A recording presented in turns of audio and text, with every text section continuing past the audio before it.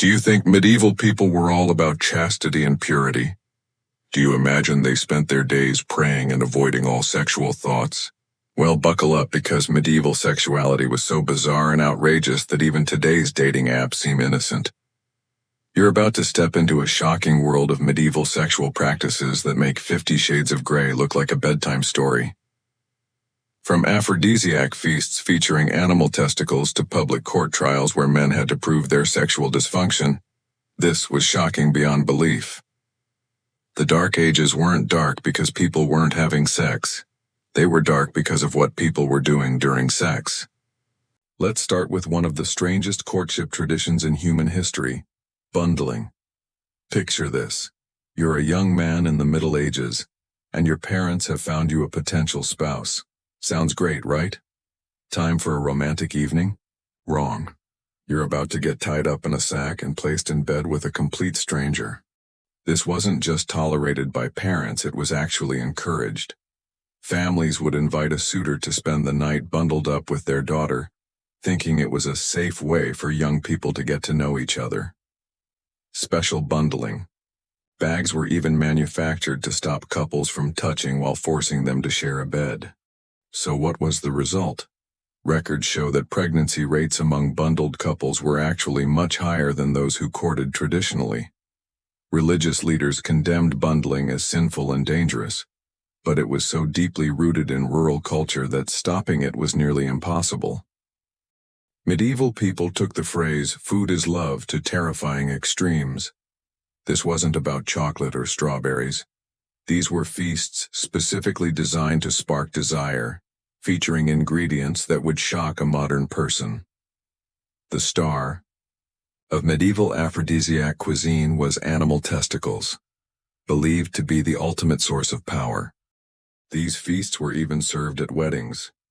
Expensive spices like pepper, ginger, cinnamon, and saffron were believed to boost sexual power.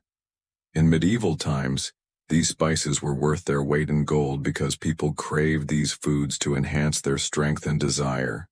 Aphrodisiac foods became so popular that scholars even wrote entire books about them.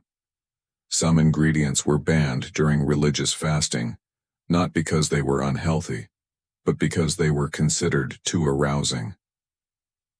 In the Middle Ages, food wasn't just for pleasure, it was a tool to boost sexual power. If you think introducing your partner to your parents is awkward, imagine a room full of nobles watching you lose your virginity on your wedding night. Welcome to a time when marriages weren't legally valid until consummation was witnessed. Because in those days, weddings weren't just about love. They were major contracts involving land, wealth, and political power. After the wedding, female relatives would undress the bride while male relatives undressed the groom. Then, the couple would be placed in bed together as witnesses crowded around. This wasn't a quick glance to confirm things. Guests stayed for the entire act, sometimes offering guidance.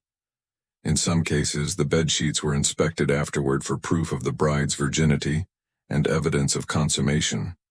This tradition wasn't limited to royalty. Any marriage involving property or political alliances required this humiliating ritual.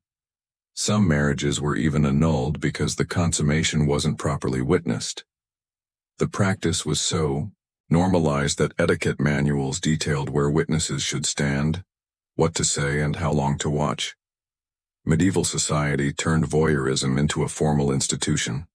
In medieval times, having a baby wasn't just a natural event, it was a carefully orchestrated mission. Aristocrats consulted astrologers, physicians, and priests to determine the perfect night for conception. Every detail mattered. The position of the stars, the phase of the moon, and even the weather outside. A single night of intimacy required weeks of planning, as if preparing for a royal battle rather than a family. These rituals became absurdly complicated. Couples were told to choose holy feast days, face their bed east, and even tie off a testicle to determine the baby's gender. Church rules made sex forbidden on nearly half the calendar days, turning intimacy into a maze of superstition and guilt.